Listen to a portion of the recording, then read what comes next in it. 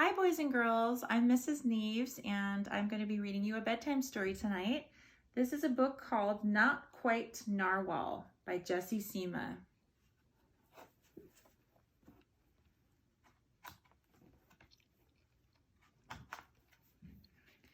Kelp was born deep in the ocean.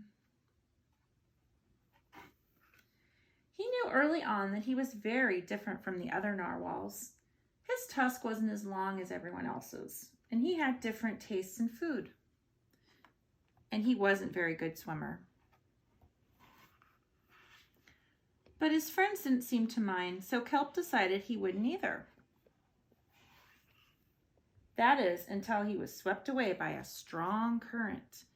I wish I were a better swimmer. Kelp found himself at the surface closer to land than he'd ever been before. High up on a cliff, he spotted a mysterious, sparkling creature. It looked so familiar. It looked like him.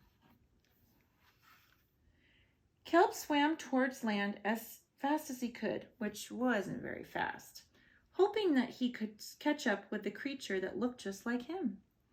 When he finally reached the shore, Kelp felt a little bit anxious. He had never left the ocean before. He was nervous about walking for the first time, but the land creatures made it look so easy. It wasn't. Eventually, he got the hang of it. Everything on land was strange and beautiful, but also kind of scary. Kelp began to think he might never find the creature that looked just like him, but as he stumbled out of the forest, land narwhals actually were unicorns, and by the looks of it, so are you.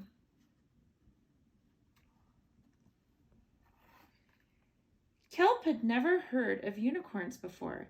They taught him all sorts of new things about his tusk.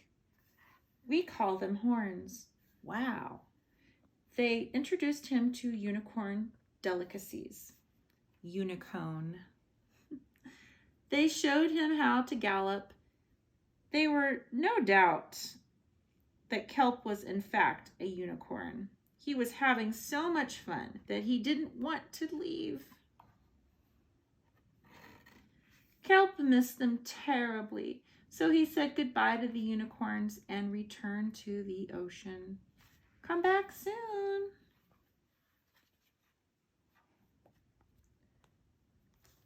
Oh, I skipped a part. But then he remembered all of his friends under the sea. So now he's saying goodbye to his unicorn friends on land. They want him to come back. Kelp swam towards home as fast as he could, which wasn't very fast, hoping that the narwhals would still like him now that he was a unicorn. When he finally arrived, Kelp had butterflies in his stomach. Welcome home. Hey, Kelp. They look happy to see him.